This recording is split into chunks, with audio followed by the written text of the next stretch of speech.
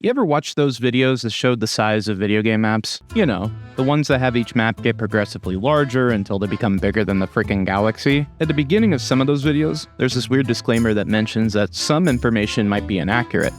At first, I thought this had to do with unreliable sources. Turns out it's actually much crazier. I dug a bit deeper, and I was left realizing that video games lie. These maps that you see, they cannot be measured. Seriously, using the metric or imperial system ain't gonna help you out.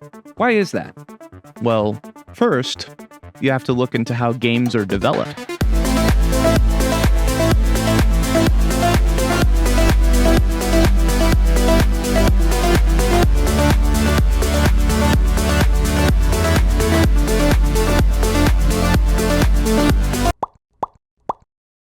Thank you to all those that support me on Patreon. Video game engines use their own standard of measuring, and they vary with each one. For example, Unreal Engine uses something called Unreal Units. Yeah, very creative. To measure things. Valve's Hammer Editor uses something called Hammer Units. Once again, very creative. And each one is different in size and scale. Unreal's developer, by default, is that 1 unit is equal to 1 centimeter. Valve's developer has a unit be equal to about an inch. And even that varies depending on things, but I'm going to talk about that later. But you can change that to equal 1 foot, 1 meter, 10 meters, really whatever. And why is this done? A lot of it has to do with precision and flexibility. I mean, if your game is set in meters and then you add something that's set in feet, it's going to make things wonky. And you have to convert it, and that can slow down your GPU because that's extra calculations and all that fun stuff. So they use their own units of measurement to make things easier to work with. There's also these physical limitations that these game engines will have when it comes to map sizes.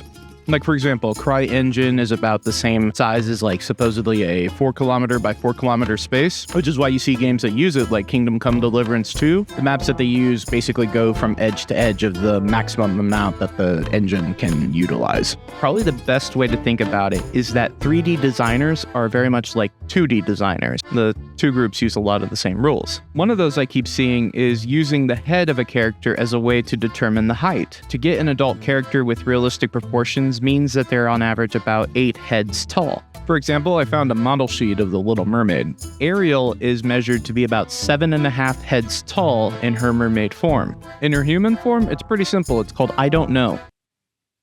Trust me, I tried looking, I couldn't find it. Sorry.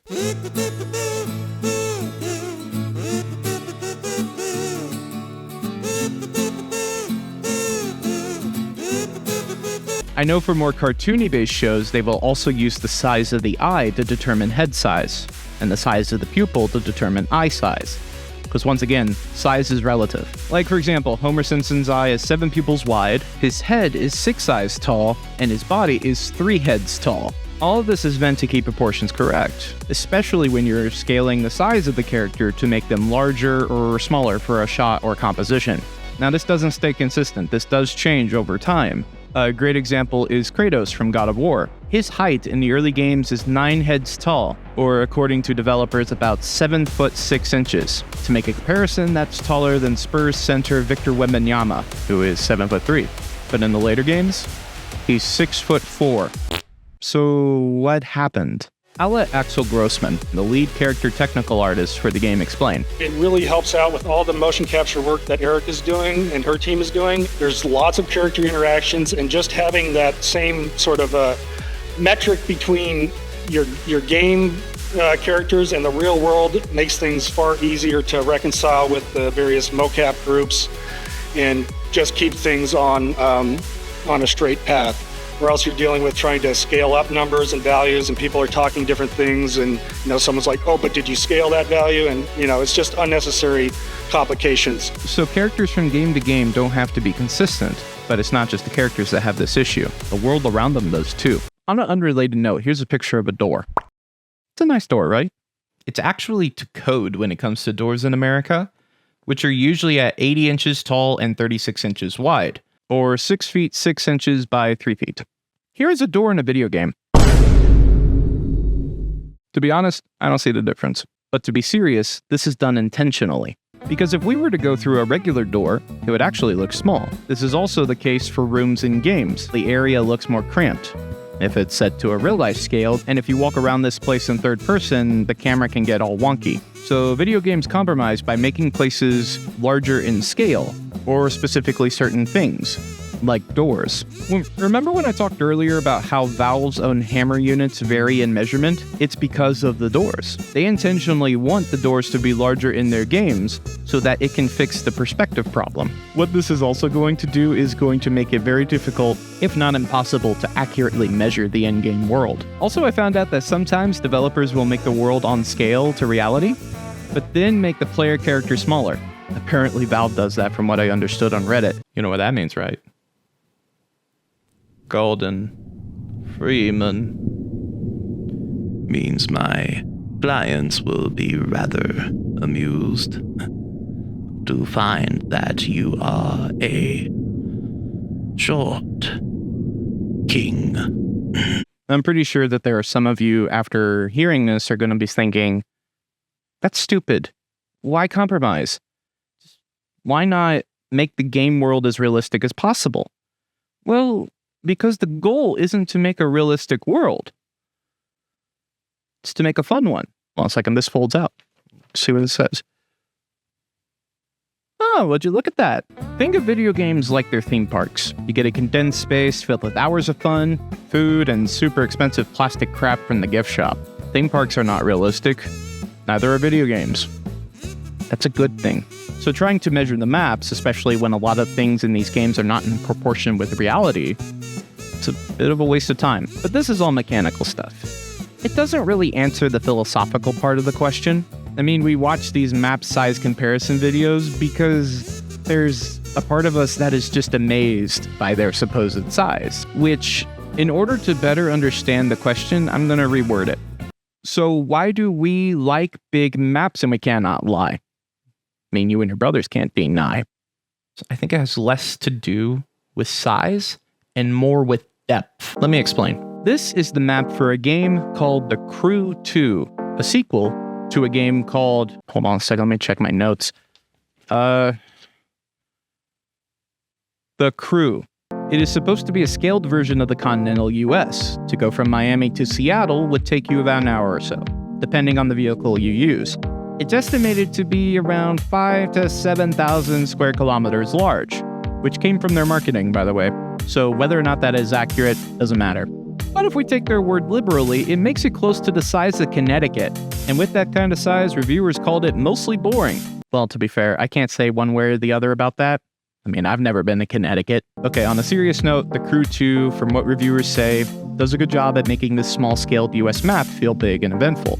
When I first heard of it, the size of the map sounded very intriguing, because the first thing that came to my mind was, wow, just think of all of the cool stuff you can do in this. It's led me to believe that we've been primed in our brains to think that the depth and detail that we get from smaller maps is supposed to scale up in these larger games. But that doesn't always happen. Think about how much time, energy, and money it took for developers to make something so big and so dense with details. This is where that old saying, it's not the size of the boat, it's the motion of the ocean, comes into play. Which I'm pretty sure you've heard from your spouse, and you still don't believe them. So what are some ways that developers are trying to increase both the size and the depth of their game maps? I think the genre that's taking it to its worst is the universe simulator. You know, your Starfield, your No Man's Skies type of games. Because they prominently use something called procedural generation to create these maps and planets, which means that during the development phase, a good percentage of thousands or hundreds of millions of planets in the game were randomly generated. Weed eater. And from what I heard from people who played Starfield, and it's kind of the same feeling that I got when I played No Man's Sky, more doesn't equal good. And that's sad, because the idea is that these games should be providing infinite possibilities, not just the same 10 outcomes, but on a massive scale. And sure, they exponentially increase the amount of beautiful planets you can fly by or explore, but they also exponentially increased the boring. Now look, I'm not trying to tell anybody that making a measurement of the size of a video game map is stupid or anything. It's just that trying to put real-world applications and real-world mechanics on a video game that actually doesn't have any real-world mechanics or applications to it, it's a bit of a waste of brain power. It can be a fun experiment, but don't take it as gospel. It's like Tom Cruise and his height. It's always changing. hey, I need your help with something. I'm trying to build a Patreon service. I want to be able to make this sustainable for myself. So if you can help out, I created 2 tiers. There is the $2 tier, which includes putting your name in the end of the credits of the video. So if you want to have your name in the end of every video that I do for the month, then yeah, the $2 option really does help. There's also the $6 option for those who want to have access to some videos that I've made that were exclusive to the Patreon service. So if you want to give those a try or take a look at those, I'm also planning on creating some commentaries on some of my previous work and also hoping to just build up that audience. So yeah, if you could help me out on making that possible, because I still really want to keep this going and make this as sustainable for myself as possible. So yeah, just remember to subscribe, remember to join on Patreon. So yeah, thank you so much. Take care.